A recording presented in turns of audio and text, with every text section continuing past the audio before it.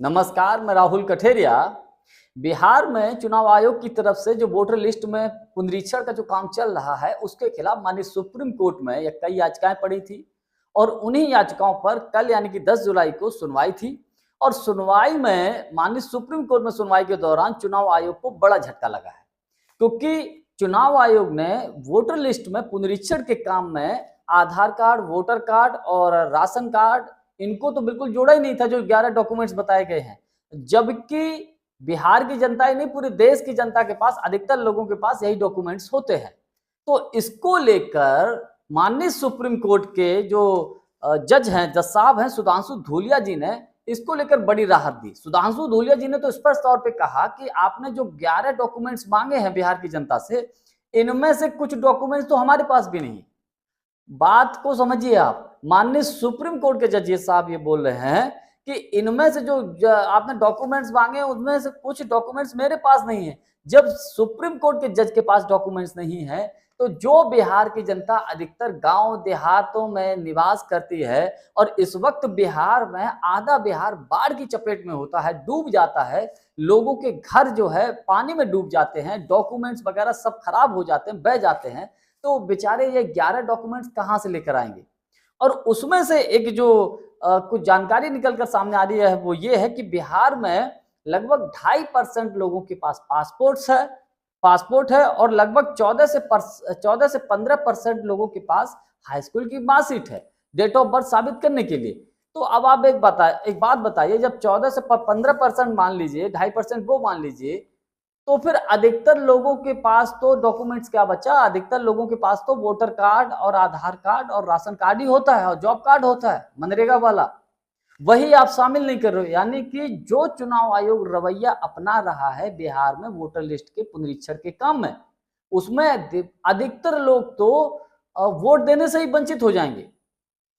एक जज साहब ने सवाल ये पूछ लिया कि आप ये बताइए, चुनाव आयोग के वकील साहब से, कि आप ये बताइए कि ये काम अचानक आपको याद कैसे आया? ये काम 6 महीने पहले भी तो हो सकता था, जनवरी फरवरी माह या उधर दिसंबर की साइड, या लोकसभा के चुनाव के उधर के बाद या उसके चुनाव से पहले। अब अचानक क्यों याद आया? तो चुनाव आयोग के जो वकील थे वो गोलमोल जवाब दे रहे थे, कोई सही जवाब नहीं दे रहे थे।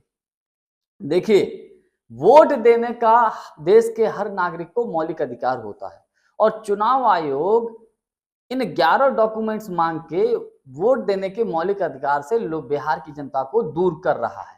और ऐसा क्यों कर रहा है? साफ साफ दिख रहा है कि चुनाव आयोग भारतीय जनता पार्टी के इशारे पर यह सब काम कर रहा है, क्योंकि तमाम राजनीतिक विश्लेषक ये बोल रहे हैं जो वोट कटेंगे वो अधिकतर गरीब, दलित, पिछड़े, अति पिछड़े, आदिवासी और अल्पसंख्यक समाज के वोट कटेंगे। और ये वोटर्स अधिकतर किसको वोट मिलता है? ये वोट मिलता है महागठबंधन यानी कि इंडिया गठबंधन को। तो नुकसान किसको होगा? इंडिया गठबंधन को होगा।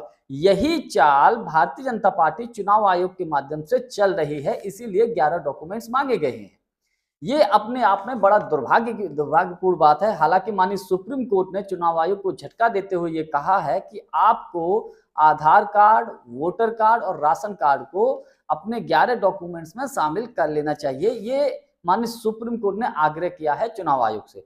देखिए, चुनाव आयोग भी एक संवैधानिक संस्था है और माननीय सुप्रीम कोर्ट भी, तो एक आग्रह ही कर सकते हैं। अब देखने वाली बात यह है कि चुनाव आयोग इस पर क्या आदेश देता है कि नहीं देता है। हालांकि इसको लेकर 28 जुलाई को अगली तारीख तय की गई है कि 28 जुलाई को इस पर सुनवाई होगी। अब सवाल यहाँ पर यह भी बनता है कि अभी कुछ दिन पहले अखबारों में ये एडवर्टाइजमेंट दिया गया था कि जिन लोगों के पास डॉक्यूमेंट्स नहीं हैं तो वो लोग केवल खाली फॉर्म भरकर जमा कर दें। तो उन्होंने उस वक्त कोई कागज तो दिया नहीं था। जब कागज नहीं दिया था, क्या उन लोगों को दोबारा से अपना आधार कार्ड, वोटर कार्ड या राशन कार्ड देना पड़ेगा? तो जब दोबारा से देना पड़ेगा तो समय तो अब बचा नहीं। भाई, समय जब बचा नहीं तो इतने कम समय में कैसे काम हो पाएगा? बिहार में हकीकत में अफरा तफरी का माहौल है। लगभग अधिकतर विभागों के लोगों को इसी काम में चुनाव आयोग ने लगा दिया है। बेहद कम समय में ये काम होना बेहद मुश्किल है। जो बीएलओ इस काम को कर रहे हैं, जो अधिकारी इस काम को कर रहे हैं, वो खुद बोल रहे हैं कि इसमें से अधिकतर डॉक्यूमेंट्स मेरे पास नहीं है और ये काम हो ही नहीं पाएगा। कायदे में तो ये होना चाहिए था, इस प्रक्रिया को, इस एक्सरसाइज को तुरंत बंद कर देना चाहिए था, तुरंत स्टॉपेज कर देना चाहिए था, लेकिन ऐसा नहीं हुआ। मेरा तो व्यक्तिगत मानना यह है कि जिन्होंने याचिकाएं डाली थी उनको ये बोलना चाहिए था कि साहब इसको तत्काल रोकना चाहिए। अब पता नहीं किसी ने कहा कि नहीं कहा, माननीय सुप्रीम कोर्ट ने इस पर ये रोक लगाने की भी बात नहीं कही है। अब 28 जुलाई को क्या होगा वो देखने वाली बात है, लेकिन इस चुनाव आयोग के इस डिसीजन से बिहार में अफरा तफरी का माहौल है। अगर इस पर सही ढंग से काम ना हुआ तो यकीन मानिए बहुत से हजारों लाखों की संख्या में लोग वोट देने से वंचित रह जाएंगे, जो कि हमारे संविधान के सरासर खिलाफ है। जानकारी हमारी आपको कैसी लगी कमेंट्स करके हमको जरूर बताइएगा। बहुत बहुत धन्यवाद। नमस्कार।